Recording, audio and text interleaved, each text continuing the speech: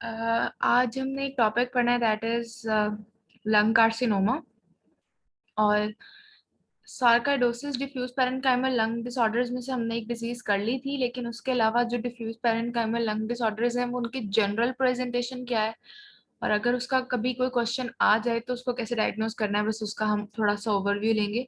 जो main topic है वो है हमारा आज का लंग कार्सिनोमा। 2 मिनट्स वेट कर लेती हूँ मैं, अगर किसी और ने ज्वाइन करना हुआ तो कर ले, फिर उसके बाद इंशाल्लाह स्टार्ट करते हैं। छोटा सा टॉपिक है।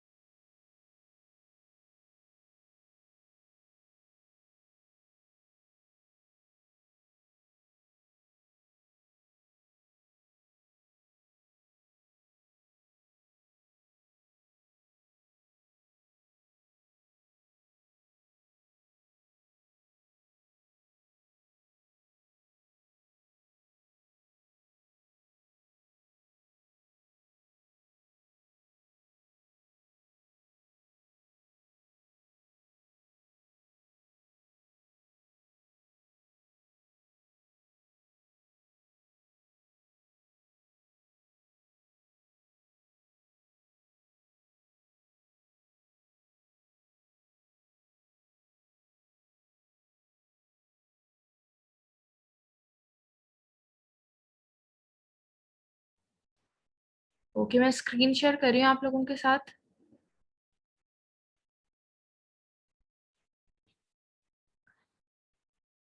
शेयर हो गई। पेज नंबर 599 पर है।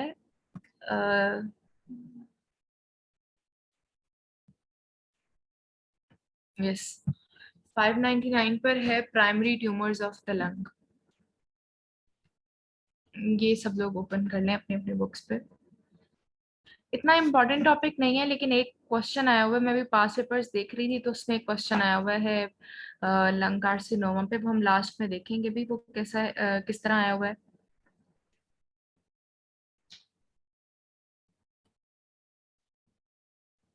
ओके।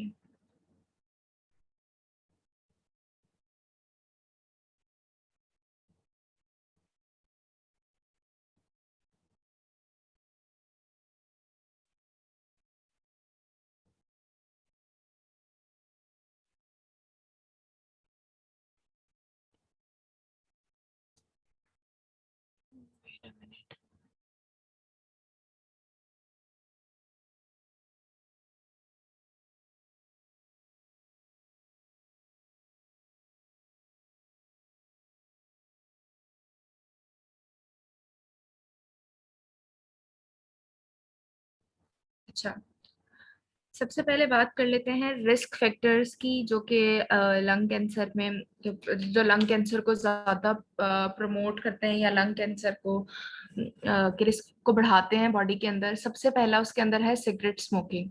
ठीक है, cigarette smoking by a factor of 10, अगर ये कभी आपको एमसीक्यू आ जाए तो सिगरेट स्मोकिंग जो है by a factor of 10 lung cancer के रिस्क को एनहांस कर रहे होते हैं। 10 टाइम्स जो है सिगरेट स्मोकिंग की वजह से रिस्क ज्यादा हो जाता है। तो और जो चीजें हैं, स्मोकिंग का तो इन्होंने बहुत ज्यादा बता दिया है, इसके अलावा कुछ केमिकल्स हैं जिसके अंदर हम लोग पहले कम्युनिटी मेडिसिन में भी पढ़ते आए हैं और पैथोलॉजी में भी, जैसे एस्बेस्टॉस है, आर्सेनिक है, रेडॉन है, निकल है। ये सारे जो है रिस्क फैक्टर्स हैं लंग कार्सिनोमा के। ठीक है, लेकिन सबसे ज्यादा जो कॉमन है दैट इज स्मोकिंग। और समटाइम्स इस तरह का एमसीक्यू आता है कि अगर स्मोकिंग के साथ एस्बेस्टोसिस मिल जाए तो इनका सिनर्जिस्टिक एक्शन होता है। ठीक है, जो स्मोकिंग और एस्बेस्टोस का एक रिस्क फैक्टर है, मतलब इंडिविजुअली एक अपना अपना रिस्क है ना उसका, कि एस्बेस्टोसिस की वजह से भी लंग कैंसर, मीजोथेलियोमा का रिस्क ज्यादा हो जाता है, स्मोकिंग की वजह से भी लंग कार्सिनोमा का रिस्क ज्यादा हो जाता है। लेकिन अगर स्मोकिंग के साथ साथ, टोबैको के साथ साथ एस्बेस्टोसिस मिला दें तो इसका रिस्क 50 टाइम्स इनहेंस हो जाता है। ठीक है, अकेला एस्बेस्टोसिस सिर्फ 5 टाइम्स इनहेंस कराता है रिस्क को, और स्मोकिंग बाय फैक्टर ऑफ 10। लेकिन जब स्मोकिंग और एस्बेस्टोस मिलते हैं तो ये 5 और 10 आपस में मल्टीप्लाई होकर 50 टाइम्स इनहेंस करा देते हैं लंग कैंसर के रिस्क को। दिस इज इम्पोर्टेंट जो इटियोलॉजी और रिस्क फैक्टर्स में। और फिर उसके बाद अच्छा, हम लोगों को ये भी पता होना चाहिए कि जो इसकी हिस्टोपैथोलॉजी है या लंग कैंसर है वो कितनी टाइप्स के होते हैं।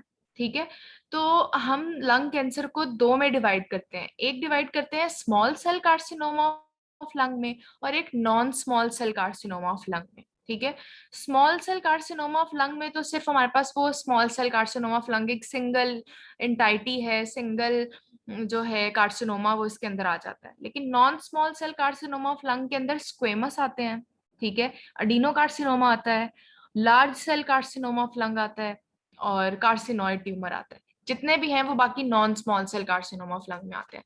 आप लोग ना अपनी बुक पे ही कहीं पे साइड पे नोट कर लो कि जो स्क्वेमस और small cell carcinoma of lung होते हैं वो जो है वो सेंट्रल होते हैं, और जो अडीनो कार्सिनोमा होता है वो पेरिफेरल होता है। लंग की पेरिफेरी से जो अराइज कर रहा होता है दैट इज अडीनो कार्सिनोमा, और जो स्क्वेमस और small cell carcinoma of lung है वो सेंट्रल होते हैं। ठीक है, और इसी पैथोलॉजी में एक और एमसीक्यू आता होता है कि कौन सा ऐसा ट्यूमर है जो कि लंग एब्सेस की तरह लग रहा होता है। ठीक है, तो स्क्वेमस जो ट्यूमर्स हैं, ये मैंने अंडरलाइन भी किया हुआ है पैथोलॉजी के अंदर, पेरिफेरल स्क्वेमस ट्यूमर्स जो हैं, या फिर पेरिफेरल एडिनोकार्सिनोमा के जो ट्यूमर्स होते हैं वो सेंट्रल नेक्रोसिस होती है और वो लंग एब्सेस की तरह एक्सरे पे लग रहे होते हैं। ठीक है, बस एक तो आपको इसकी क्लासिफिकेशन पता होनी चाहिए, स्मॉल सेल कार्सिनोमा और नॉन स्मॉल सेल कार्सिनोमा। और बस फिर उसके बाद इसके क्लिनिकल फीचर्स पे चलते हैं। क्लिनिकल फीचर्स, एक तो इनमें क्रॉनिसिटी होगी, और जो कहेक्सिक फीचर्स होते हैं ना कार्सिनोमा के वो एविडेंट ज्यादा होंगे। वो क्या फीचर्स होते हैं? वेट लॉस, ठीक है, और एनीमिया, और वेट लॉस हो गया, एनीमिया हो गया, वीकनेस हो गई, और लास्ट पे जो इसका फीचर है दैट इज क्लबिंग। ठीक है, तो ये ट्यूमर के जो क्लिनिकल फीचर्स में ना, किसी भी ट्यूमर के क्लिनिकल फीचर्स में आपको लाजमी मिलेंगे। क्लबिंग छोड़ के जो वेट लॉस है, अनीमिया है, ये आपको सिग्निफिकेंट वेट लॉस आपको हर ट्यूमर के अंदर मिलता है। ठीक है, तो ये आपको इससे आपको अंदाजा हो जाएगा कि ये सीओपीडी नहीं है, क्योंकि सीओपीडी के अंदर पॉलीसाइथीमिया होता है अगर कफ की हिस्ट्री भी आ रही है, क्रॉनिक की हिस्ट्री आ रही है। ठीक है, और ओल्ड एज में होता है तो ब्रोंकिएक्टेसिस भी निकल जाता है। ब्रोंकिएक्टेसिस जो है वो आपको बताया था कि वो बचपन से ही ऑलमोस्ट चल रही होती है, रीलैप्सिंग डिजीज है। इस तरह आप इसको एक्सक्लूड कर सकते हो। तो cough is the most common early symptom. पहले ड्राई होती है, लेकिन अगर सुपर एडेड कोई ना कोई इन्फेक्शन हो जाए तो इट कैन गेट पुरुलेंट। हेमोप्टिसिस, जब भी ब्रोंकस की ऑब्स्ट्रक्शन होती है, कोई इन्फेक्शन होता है सुपर एडेड, तो उसमें प्रेजेंट कर सकती है हेमोप्टिसिस के साथ। ठीक है, फिर उसके बाद जो इसके ये वाले फीचर्स तो कॉमन है, जो अब हम बात करने लगे हैं ना वो ज्यादा एक ब्रोंकियल ऑब्स्ट्रक्शन के बाद जो बात करेंगे ना वो बहुत इंपॉर्टेंट फीचर्स हैं कार्सिनोमा के, जिसकी बेस पर आपने अपना डायग्नोसिस बनाना है। ब्रोंकियल अगर ऑब्स्ट्रक्शन है तो क्या होगा, लंग के अंदर एयर नहीं जाएगी, तो जो लोब होगा लंग का वो कोलैप्स कर जाएगा, पेशेंट ब्रेथलेसनेस के साथ प्रेजेंट करेगा, मीडियास्टिनल डिस्प्लेसमेंट होगी। कोलैप्स में किधर डिस्प्लेस होती है ट्रेकिया, जब लंग का कोलैप्स होता है तो किस तरफ ट्रेकिया डेविएट करती है?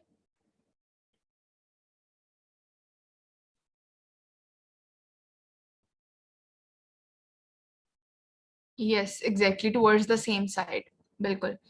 तो ब्रोंकियल ऑब्स्ट्रक्शन के साथ पेशेंट प्रेजेंट कर सकता है। नॉइजी ब्रीदिंग होगी ऑब्स्ट्रक्शन की वजह से। जब लार्जर एयरवेज की ऑब्स्ट्रक्शन होती है तो आपको स्ट्राइडर प्रोड्यूस होता है। जब लैरिंग्स और ट्रेकिया या मेन ब्रोंकस नैरो हो जाए तो वीज प्रेजेंट कर सकता है, वीज उसके अंदर आ सकती है। ये ब्रोंकियल ऑब्स्ट्रक्शन की वजह से फीचर्स आ जाएंगे। ये तो आपको ऑस्कल्टेशन या क्लिनिकल एग्जामिनेशन पे पता चलेंगे ना। अब जो है दैट इज ब्रेथलेसनेस की भी बात कर ली। पेन एंड नर्व इंट्रैपमेंट, अगर प्लूरा इन्वॉल्व हो गया तो प्लूरेटिक चेस्ट पेन होगी। ठीक है, और अगर लंग के साथ साथ हमारी सिंपैथेटिक जो चेन होती है वो चल रही होती है, ठीक है, सर्वाइकल चेन, अगर वो इन्वॉल्व हो जाएगी तो पेशेंट हॉर्नर सिंड्रोम के साथ प्रेजेंट कर सकता है। ठीक है, हॉर्नर सिंड्रोम के अंदर टोसिस, इनॉफ्थल्मोस, मियोसिस, हाइपोहाइड्रोसिस या एनहाइड्रोसिस बिल्कुल ड्राई हो जाता है। ठीक है, due to involvement of sympathetic nerves, जो कि साइड पे सर्वाइकल सिंपैथेटिक चेन होती है गैंग्लियंस की, नर्व्स की एक पूरा एग्रीगेशन बनी होती है उनकी, उसकी इन्वॉल्वमेंट से हॉर्नर सिंड्रोम हो सकता है।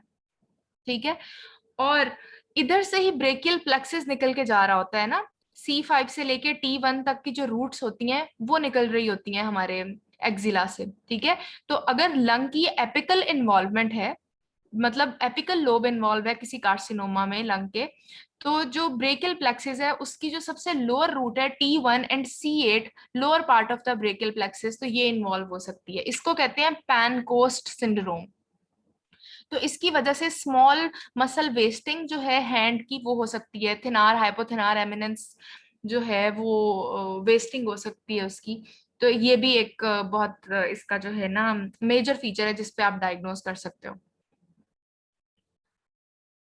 अब अगर ये जो लंग कार्सिनोमा है मीडियास्टिनम में स्प्रेड करेगा तो मीडियास्टिनम में इसोफेगस, ट्रेकिया और लैरिंग्स, और जो हमारे पास नर्व्स हैं, laryngeal nerve, recurrent laryngeal nerve, उन सब की इन्वॉल्वमेंट हो सकती है। अगर तो इसोफेगस की इन्वॉल्वमेंट है पेशेंट डिस्फेजिया के साथ प्रेजेंट करेगा। पेरिकार्डियम इन्वॉल्व हो गई है तो पेशेंट पेरिकार्डाइटिस, पेरिकार्डियल एफ्यूजन के साथ। सुपीरियर वेना कैवा ऑब्स्ट्रक्शन हो गई है तो पेशेंट का फेस बहुत ज्यादा कंजेस्टेड हो जाएगा, neck and face oedema develop हो जाएगा, डायलेटेड वेन्स नजर आएंगी चेस्ट के ऊपर। ठीक है, और अब जो मैं कर रही हूँ ये पढ़नी है आप लोगों ने। Involvement of left recurrent laryngeal nerve, अगर हाइलम पे इन्वॉल्व हो गई है तो vocal cord paralysis, voice alter हो जाएगी उसकी। ठीक है, और कफ प्रोड्यूस होना शुरू हो जाएगी। ये बहुत इंपॉर्टेंट फीचर्स हैं जो अब हमने जिसकी बेस पर हमने डायग्नोज करना है। ठीक है, तो ये चीज आपको ये बताएगी कि लंग कैंसर जो है ऑलरेडी मेटास्टेसाइज कर चुका है। ठीक है, अगर डिस्फेजिया आ रहा है पेशेंट को या पेरिकार्डियल एफ्यूजन आ रही है, और एक बहुत सिंपल सा एक दफा मैंने एमसीक्यू भी सॉल्व किया था, उसमें उन्होंने ये पूछा हुआ था कि उन्होंने कि इसमें से कौन सा ऐसा फीचर है जो कि लंग कार्सिनोमा में नहीं आता, तो उन्होंने उसके अंदर जो है ये बता दिया था, डिस्फेजिया बता दिया था, पेरिकार्डियल एफ्यूजन बता दिया था, प्लूरल एफ्यूजन बता दिया था, और एक लास्ट जो था आई गेस वो क्रूकनबर्ग ट्यूमर का ऑप्शन था, बहुत ऑड सा ऑप्शन था, तो वो इसके अंदर नहीं होता। तो बाकी जो है ये चीजें हो गई, मीडिएस्ट्रनल स्प्रेड की वजह से ये चीजें आ गई, और नर्व इन्वॉल्वमेंट की वजह से ये चीजें आ गई, और फिंगर क्लबिंग इसका एक बहुत मेन फीचर है। तो जैसे मैंने आपको बताया था, जब भी फिंगर क्लबिंग आ जाए तो आपने रेस्पिरेटरी में सिर्फ दो चीजें सोचनी है, one is bronchiectasis and second is lung carcinoma. ठीक है, इसके अलावा रेस्पिरेटरी सिस्टम में क्लबिंग की कोई और कॉज नहीं होती है। तो ब्रोंकिएक्टिसिस का आपको पता चल जाएगा, ब्रोंकिएक्टिसिस जो है वो रीलैप्सिंग डिजीज है, कोई ना कोई इन्फेक्शन के बाद होती है, उसके अंदर पेशेंट को ये मिडियास्टिन या उसके अंदर इतना ज्यादा स्प्रेड नहीं करता, या इस तरह के कोई फीचर्स नहीं आएंगे हॉर्नर सिंड्रोम वाले, पैनकोस ट्यूमर वाले, या ब्रोंकियल ऑब्स्ट्रक्शन वाले। इससे आपको पता चल जाएगा। एक दफा प्रॉफ में एक क्वेश्चन आया हुआ है कि इसके अंदर जो पैरानियोप्लास्टिक सिंड्रोम हो रहे होते हैं लंग कार्सिनोमा के अंदर, वो कौन कौन से सिस्टम्स को इन्वॉल्व करते हैं और उनके क्या क्या फीचर्स आते हैं। तो जो 17.64 एक बॉक्स बना हुआ है, non metastatic extra pulmonary manifestations of lung cancer, this is paraneoplastic syndrome.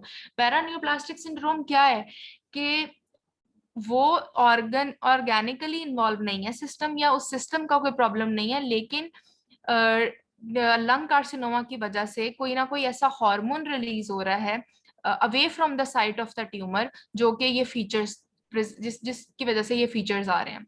तो वो कौन कौन से हो सकते हैं? SIADH हो सकता है, इनअप्रोप्रिएट एंटी डायूरेटिक हार्मोन की सिक्रीशन, ठीक है, और ACTH की सिक्रीशन ज्यादा हो सकती है, हाइपरकैल्सीमिया हो सकता है, कार्सिनोइड सिंड्रोम, गायनाकोमेस्टिया, ये एंडोक्राइन सिस्टम अगर इन्वॉल्व होगा, और सेरिबेलर डिजेनरेशन, माइलोपैथी, पॉलीन्यूरोपैथी, इनके सिर्फ नाम याद करने हैं, इनके अलावा और कुछ नहीं करना है इसके अंदर से। इनकी डिटेल का कोई नहीं आपसे पूछेगा कि क्यों आ रहा है ये क्यों हो रहा है। हाँ, ये पूछा जा सकता है कि जैसे small cell carcinoma of lung है, उसके साथ कौन से एसोसिएटेड होते हैं, तो उसके साथ ADH एसोसिएटेड होता है और ACTH एसोसिएटेड होता है। Small cell carcinoma of the lung के साथ ADH की सिक्रीशन, हाइपर सिक्रीशन, और ACTH की हाइपर सिक्रीशन। और स्क्वेमस सेल कार्सिनोमा के साथ हाइपरकैल्सीमिया या PTH, पैराथायरॉइड जो है हार्मोन की सिक्रीशन। ठीक है, हाइपरकैल्सीमिया स्क्वेमस के साथ, और ADH और ACTH जो है वो small cell carcinoma of lung के साथ एसोसिएटेड होता है। ये तो सारी चीजें हो गई इसकी कि इसके एंडोक्राइन फीचर्स कौन से आते हैं, क्लिनिकल फीचर्स कौन से आते हैं और कैसे आ रहे होते हैं। और अब बारी आती है, अच्छा ट्रीटमेंट जो यहाँ पर लिखा हुआ है बिल्कुल भी इंपॉर्टेंट नहीं है, बस हेडिंग्स याद करनी है, और सर्जरी के अंदर उसकी डिटेल करनी है, तो सर्जरी वाला एक ही दफा याद करना, इसके अंदर से करने की इसको जरूरत नहीं है। इन्वेस्टिगेशंस में हमने किस तरह इन्वेस्टिगेट करना है पेशेंट को, इमेजिंग सबसे पहले आती है, और इमेजिंग में सबसे पहले एक्सरे। चेस्ट एक्सरे में भी मोस्ट ऑफ द टाइम्स आपको पता चल जाता है कि आप आइडेंटिफाई कर लेते हो उसकी अपेयरेंस से, कोई कैनन बॉल अपेयरेंस मिल सकती है आपको, और बहुत बड़ा ट्यूमर मिल सकता है, बहुत बड़ा मैस मिल सकता है लंग चेस्ट एक्सरे के ऊपर आपको, और बोनी इन्वॉल्वमेंट की वजह से रिब की डिस्ट्रक्शन मिल सकती है। ठीक है, इसके बाद आपने जब सीटी स्कैन कराना है, तो सीटी स्कैन हम हमेशा स्टेजिंग के लिए कराते हैं। ठीक है, तो इसोफेगस की इन्वॉल्वमेंट चेक करने के लिए, मिडियास्टिनल स्प्रेड चेक करने के लिए, या लिवर में कोई मैस तो नहीं चला गया वो चेक करने के लिए आप ये सारी चीजें कराओगे। बायोप्सी कैसे लेनी है? बायोप्सी के दो तरीके हैं, एक है सीटी गाइडेड बायोप्सी और एक है ब्रोंकोस्कोपिक गाइडेड बायोप्सी। ठीक है, और अगर तो पेरिफेरी पे ट्यूमर है तो सीटी गाइडेड बायोप्सी करेंगे उसकी। ठीक है, लेकिन अगर सेंट्रल ट्यूमर है तो सेंट्रल ट्यूमर के लिए हमें ब्रोंकोस्कोपी करके और फिर वॉशिंग्स लेनी होगी, और हम फिर बायोप्सी कर सकते हैं उसकी। सीटी गाइडेड बायोप्सी आ जाती है, और दूसरी बात है ब्रोंकोस्कोपिक गाइडेड बायोप्सी। ये जो इसकी ट्यूमर स्टेजिंग है नॉट एट ऑल इम्पॉर्टेंट, बिल्कुल भी याद नहीं रहेगी कि कितने सेंटीमीटर में जो N0 स्टेज है या N1 है, N2 है, N3 है, ये बिल्कुल भी नहीं याद रहेगी। 17.51 नहीं करनी है। अच्छा, एक और सीटी की बात कर ली, लेकिन होल बॉडी स्कैनिंग अगर करनी है तो उसके लिए पेट स्कैन कर सकते हैं। ठीक है, पेट स्कैन जो है वो पूरी बॉडी को स्कैन करके बता सकता है कि पूरी बॉडी में, एक तो चीज होगी ना, सीटी चेस्ट आपने कराया है तो उससे आपको पता चल गया कि ये इसमें डायस्टनल स्प्रेड है या इसोफेगस में चला गया है या लेरेंजियल नर्व इन्वॉल्व हो गई या वोकल कॉर्ड्स इन्वॉल्व हो गया। और एक है पेट स्कैन। पेट स्कैन जो है वो पूरी बॉडी का आपको बता सकता है, हिमाटोलॉजिकल स्प्रेड या लिम्फेटोजिनस स्प्रेड किस किस ऑर्गन में गई है, इससे पता चल सकता है आपको। मैनेजमेंट में बस दो तीन बातें याद रखो, दो तीन प्रिंसिपल्स याद रखने हैं आपने, कि जो हमारे पास सबसे पहले है सर्जिकल ट्रीटमेंट, उसके बाद आती है रेडियोथेरेपी, और सबसे एंड पे है कीमोथेरेपी। सबसे इनिशियल अगर स्टेज 1 है तो सबसे पहले हम सर्जिकल ट्रीटमेंट ऑफर करते हैं पेशेंट को, जितना हम रिसेक्ट कर सकते हैं ट्यूमर को हम वो करेंगे। तो स्टेज 1 के लिए जो है 75% सर्वाइवल रेट है सर्जिकल ट्रीटमेंट के बाद। लेकिन जैसे ही पेशेंट स्टेज 1 को क्रॉस करके स्टेज 2 में जाएगा तो फिर रोल आ जाता है रेडियोथेरेपी का और कीमोथेरेपी का। बस, इसके अलावा और कुछ नहीं याद करना इसके अंदर से।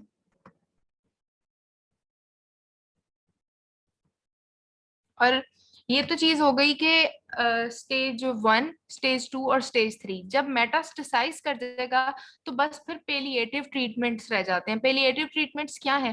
पेलिएटिव ट्रीटमेंट्स में ये आता है कि जब मेजर एयरवे की ऑब्स्ट्रक्शन होगी, मतलब लैरिंक्स, ट्रेकिया की ऑब्स्ट्रक्शन हो गई है, तो आप पेलिएशन उसका क्या है, उस ऑब्स्ट्रक्शन को रिमूव करके या स्टेंट डाल के उसको डायलेट करके तो परमानेंटली वहां पे स्टेंट डाल दो या लेजर ट्रीटमेंट कर दो, बस ताकि उसके जो सिम्टम्स आ रहे हैं उस ऑब्स्ट्रक्शन की वजह से आप उसको रिलीव कर सको। इसके अलावा और कोई इसका ट्रीटमेंट नहीं है या पेलिएशन नहीं है। बस, अब मैं आप लोगों को वो क्वेश्चन दिखाती हूँ।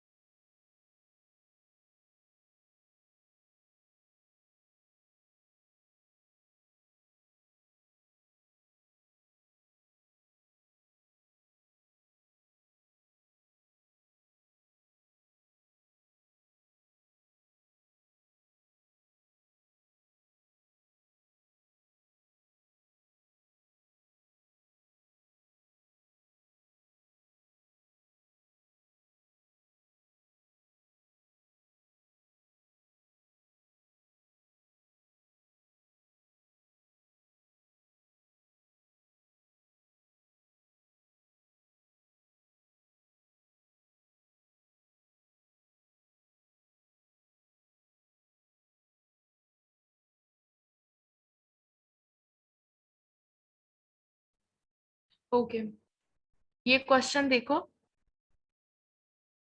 50-year-old gentleman has been a smoker all his life. Recently, his chest symptoms of cough and sputum have worsened, and he has coughed out blood-stained sputum. In the last 2 weeks, he has been complaining of progressive weakness of right arm and difficulty in speech. What is the possible cause, and how would you explain the development of symptomology? And what is the physical sign to look for a neurological examination? आप मुझे ए part का answer बताओ।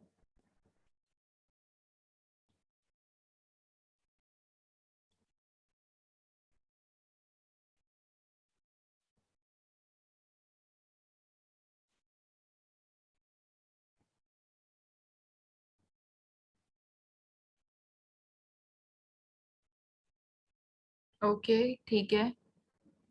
लेकिन इसके जो features आ रहे हैं वो किस चीज की इन्वॉल्वमेंट हो गई है? तो इसके फीचर्स आ रहे हैं ये डिफिकल्टी इन स्पीच और weakness of right arm.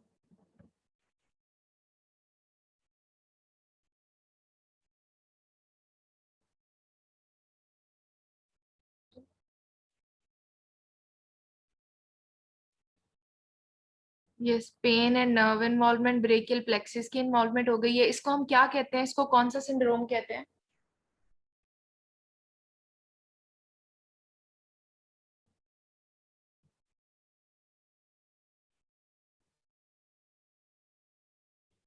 Yes, पैनकोस्ट। Paraneoplastic is के आपको किसी और ऑर्गन सिस्टम की इन्वॉल्वमेंट के साइंस और सिम्टम्स आना शुरू हो जाएं, कि एंडोक्राइन इन्वॉल्वमेंट हो गई है, या फिर न्यूरोलॉजिकल इन्वॉल्वमेंट हो गई है, कोई माइलोपैथी आ गई है, रेडिकुलोपैथी आ गई है। ये चीजें न्यूरोलॉजिकल एग्जामिनेशन में आप फिजिकल साइंस उसकी वीकनेस चेक करोगे, आप उसकी नर्व इन्वॉल्वमेंट चेक करोगे, और इंट्रैपमेंट, नर्व इंट्रैपमेंट के साइंस चेक करोगे। यस, हाँ, वो शायद आप वर्ड को कंफ्यूज करके थे इस वजह से। ये पैनकोस्ट ट्यूमर है ये, या पैनकोस्ट सिंड्रोम है। अच्छा, एक तो चीज ये थी। फिर उसके बाद है एक और चीज जो हमने करनी है आज, बहुत छोटा सा टॉपिक है, एक पेज का ही बस आपको बताना है, क्योंकि सार्कोइडोसिस आप लोग ऑलरेडी कर चुके हो।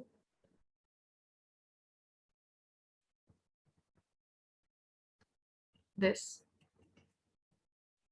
पेज नंबर इज 605 पे है, डिफ्यूज पैरेन्काइमल लंग डिजीजेस या डिफ्यूज पैरेन्काइमल लंग डिसऑर्डर्स, या हम इसको कहते हैं restrictive pulmonary diseases. Pulmonary function test को हमने दो में डिवाइड किया था ना, ऑब्स्ट्रक्टिव में क्या आते हैं और रिस्ट्रिक्टिव में क्या आते हैं। तो ऑब्स्ट्रक्टिव तो हमने अस्थमा और सीओपीडी, ये चीजें हमने कर ली थी। एम्फाइसीमा, क्रॉनिक ब्रोंकाइटिस और ब्रोंकिएक्टिसिस में हमने पढ़ा था कि मिक्स्ड फीचर्स आ रहे होते हैं। जो एक चीज रह गई थी that is restrictive lung diseases. Restrictive में भी हमने जो है सार्कोइडोसिस पढ़ ली थी, लेकिन जो अदर डीपीएलडीज हैं उसको किस तरह करना है, या अगर उसका कभी कोई क्वेश्चन आ जाए तो उसका आप लोगों को आइडिया होना चाहिए।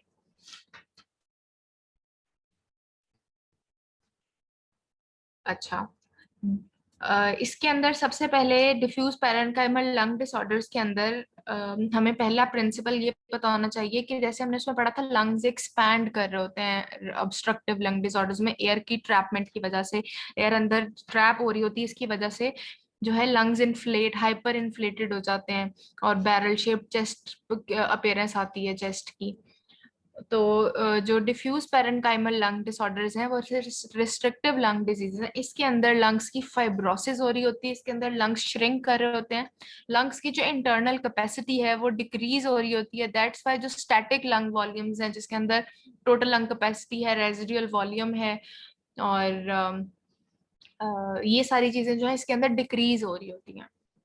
ठीक है, और कोई ऑब्स्ट्रक्शन नहीं होती, तो FeV1 FVC की रेशियो को खास फर्क नहीं पड़ रहा होता है। ठीक है। अच्छा, फिर उसके बाद अब जितनी भी डिफ्यूज पैरेन्काइमल लंग डिजीजेस हैं उनको हमने क्लासिफाई कैसे किया हुआ है? आप लोग आ जाओ 606 पेज पे। देर इज अ क्लासिफिकेशन, ये है UQ। मतलब UQ कैसे ये बन सकता है, ये मेरे से वाइवा में भी पूछा गया था, और ये इंपॉर्टेंट है। Classification of diffuse parenchymal lung diseases बहुत ज्यादा है, और बहुत छोटी छोटी सी एक्सप्लेनेशन दी हुई है, इसलिए इसको अलहदा से हम डायग्नोज नहीं कर सकते। ये एक अम्ब्रेला टर्म है। अगर आपको मैं फीचर्स इसके बाद बताती हूँ, अगर आपको कभी लग रहा हो कि ये डिफ्यूज पैरेंट मतलब ये किसी एक स्पेसिफिक डिजीज का, तो आपको पता नहीं चलेगा कि आइडियोपैथिक पल्मोनरी फाइब्रोसिस है, desquamative interstitial pneumonia, acute interstitial pneumonia. लेकिन हम इसको एक चीज जरूर लेबल कर सकते हैं, दैट इज DPLD। हम ये लेबल कर देंगे कि डिस्ट्रक्टिव लंग डिजीज है या ये डिफ्यूज पैरेन्काइमल लंग डिजीज है, लेकिन इस क्लासिफिकेशन का आपको जरूर पता होना चाहिए। इसको हमने चार में डिवाइड किया है। सबसे पहले है diffuse parenchymal lung disease of known cause, मतलब किसी ड्रग की वजह से हो रही है, अमायोडारोन की वजह से, बसल्फान एक ड्रग होता है उसकी वजह से DPLD बहुत ज्यादा होती है। ठीक है, या फिर आइडियोपैथिक है, या ग्रैनुलोमेटस है जैसे हमने सार्कोइडोसिस पढ़ ली है, या अदर फॉर्म्स में हमने कर लिया है उसको, दैट इज हिस्टियोसाइटोसिस और लिम्फेंजियोलियोमायामाटोसिस, ये आ जाती हैं अदर फॉर्म्स के अंदर। जो आगे इंपॉर्टेंट है that is idiopathic interstitial pneumonia, उसके अंदर आईपीएफ आइडियोपैथिक पल्मोनरी फाइब्रोसिस एक सिंगल एंटाइटी में डिवाइड किया हुआ है, और आगे है idiopathic interstitial pneumonia other than idiopathic pulmonary fibrosis, और ये एग्जामिनर्स ऐसे ही सुनना पसंद करते हैं जैसे ये मैं बता रही हूँ, ये जैसे ये लिखी हुई है। आगे उन्होंने फर्दर उसके 6 में डिवाइड किया हुआ है, desquamative pneumonia, acute interstitial, non specific, lymphocytic, cryptogenic और रेस्पिरेटरी ब्रोंकियोलाइटिस ऑब्लिटरेंस या इंटरस्टिशियल लंग डिजीज। ये इसकी क्लासिफिकेशन है। ठीक है, अब इन सारी डिजीजेस के एक ही तरह के क्लिनिकल फीचर्स हैं। ठीक है, और वो क्लिनिकल फीचर्स क्या हैं? वो जो 17.68 एक बॉक्स बना हुआ है, features common to the diffuse parenchymal lung disease, ये हैं वो सारे के सारे फीचर्स।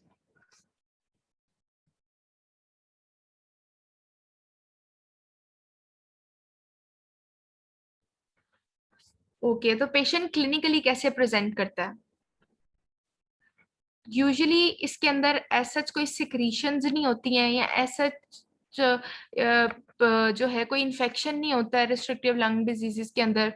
फाइब्रोसिस की वजह से श्रिंकिंग हो रही होती है लंग्स की, तो जो कफ होती है वो यूजुअली ड्राई होती है और परसिस्टेंट होती है, और ये क्रॉनिक इलनेस होती है। तो ब्रेथलेसनेस जो है वो स्लोली प्रोग्रेसिव होती है, इंसीडियस क्रॉनिक होती है। ठीक है, अक्यूट इन सम केसेस हो सकती है लेकिन ज्यादातर इंसीडियस होती है। तो पेशेंट अगर आपके पास आया है ना, मैंने वैसे इसका ना अभी तक कोई क्वेश्चन देखा नहीं है डीपीएलडी का, तो मैं आपको इसकी वैसे प्रेजेंटेशन बता सकती हूँ कि आपके पास अगर डीपीएलडी का कोई पेशेंट आएगा तो 60-year-old पेशेंट है, और जो है वो ड्राई कफ के साथ, ड्राई कफ है उसको, ठीक है, ब्रेथलेसनेस है और बहुत पुरानी है, 10-12 साल से उसको है ये, और एग्जामिनेशन पे उसको क्रैकल्स आ रहे हैं। ठीक है, और जो है क्लबिंग हो सकती है, और बस। या फिर मैं आपको एक और चीज भी बताती हूँ कि जितने भी ये नीमोकोनियोसिस, अगर आपको याद होगा, जितने भी एस्बेस्टोस से पढ़े थे हमने, सिलिकोसिस पढ़े थे, ये सारे रिस्क फैक्टर्स हैं डिफ्यूज पैरेन्काइमल लंग डिजीज के। ठीक है, तो इस तरह का कोई रिस्क फैक्टर आपको क्वेश्चन के अंदर बता सकते हैं कि पेशेंट किसी एस्बेस्टोस की इंडस्ट्री में काम करता है, या उसका एक्सपोजर है सिलिका के साथ या सिलिकोसिस के साथ, इससे आपको पता चल सकता है। वरना जो एक चीज है that is pulmonary function test और चेस्ट एक्सरे की अपीयरेंसेस। तो एग्जामिनेशन फाइंडिंग्स में आपको ब्रोंकिएक्टिसिस में हमने पढ़े थे ना कि कोर्स क्रैकल्स आते हैं या पैन इंस्पिरेटरी क्रैकल्स आते हैं, और एक हमने पढ़े थे फाइन क्रैकल्स। ठीक है, तो जो फाइन क्रैकल्स हैं वो आते हैं इंटरस्टिशियल लंग डिजीजेस के अंदर या डिफ्यूज पैरेन्काइमल लंग डिजीजेस के अंदर। ठीक है, और क्लबिंग ज्यादातर वैसे कॉमन है आइडियोपैथिक पल्मोनरी फाइब्रोसिस के अंदर। अब पल्मोनरी फंक्शन टेस्ट का तो आप लोगों को पता ही है कि पल्मोनरी फंक्शन टेस्ट में क्या आएगा, और चेस्ट एक्सरे में भी स्मॉल लंग वॉल्यूम्स होंगे। ठीक है, और इसकी एक स्पेसिफिक चेंजेस होती हैं, जैसे हमने ब्रोंकिएक्टिसिस में हनी कॉम्ब अपीयरेंस पढ़ ली थी ना, तो वो अपीयरेंस इसके अंदर भी आ सकती है, क्योंकि ब्रोंकिएक्टिसिस में भी ऑब्स्ट्रक्टिव और रिस्ट्रिक्टिव पैटर्न दोनों इन्वॉल्व हो रहे थे। इसकी जो स्पेसिफिक है वो है ग्राउंड ग्लास अपीयरेंस, तो वो आपको एचआरसीटी पे बताएंगे। ठीक है, तो ये जो चीजें है ना, ये वाली चीजों से आपको पता चल जाएगा कि ये सिर्फ डीपीएलडी की बात कर रहे हैं। इसके अंदर हमने हिमोप्टिसिस या इसके अंदर हमने पुरुलेंट स्पूटम जो कि ब्रोंकिएक्टिसिस में हो रहा होता है, ऐसा कुछ नहीं होता इसके अंदर। तो ये चीजें आपको डिफरेंशिएट कर देंगी डीपीएलडी को ब्रोंकिएक्टिसिस से। तो ground glass appearance, honeycomb appearance आ सकती है। ठीक है, और depending upon the stage of the disease के किस ब्रोंक्यूल के लेवल पे है या एल्विलाई के लेवल पे है, तो उस तरह से चीजें आ सकती हैं। पल्मोनरी फंक्शन टेस्ट में टिपिकली रिस्ट्रिक्टिव वेंटिलेटरी डिफेक्ट आएंगे, रिड्यूस लंग वॉल्यूम्स आएंगे, और जो क्योंकि ये पैरेनकाइमल लंग डिजीज है तो इसके अंदर जो डिफ्यूजन कैपेसिटी होती है लंग की, या जो एल्व्यूलर मेम्ब्रेन परमेबिलिटी होती है, वो भी आपको डिक्रीज मिलेगी। ऑब्स्ट्रक्टिव लंग डिजीजेस में हमने पढ़ा था कि सिर्फ एम्फाइसीमा के अंदर एल्व्यूलर मेम्ब्रेन परमेबिलिटी जो है वो डिक्रीज हो रही होती है, लेकिन रिस्ट्रिक्टिव लंग डिजीजेस में सब में ही एल्व्यूलर मेम्ब्रेन परमेबिलिटी डिक्रीज होती है।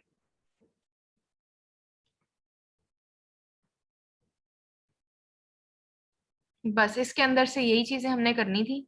ये सारी डिजीजेस को उन्होंने एक ही पैराग्राफ में बता दिया है, जो अक्यूट इंटरस्टिशियल निमोनिया में नॉन स्पेसिफिक और acute interstitial D schematic cryptogenic, और ये बिल्कुल भी याद नहीं करने आप लोगों ने, होंगे ही नहीं है याद। बस इसके अंदर से यही करना था हमने। अब मैंने एक चीज सोची थी कि मैं आप लोगों को ग्रुप के अंदर ही अब मैं शेयर करती हूँ आप लोगों के साथ। 1 मिनट में देखती हूँ कोई एमसीक्यू मुझे नजर आ जाए तो वो मैं शेयर करती हूँ।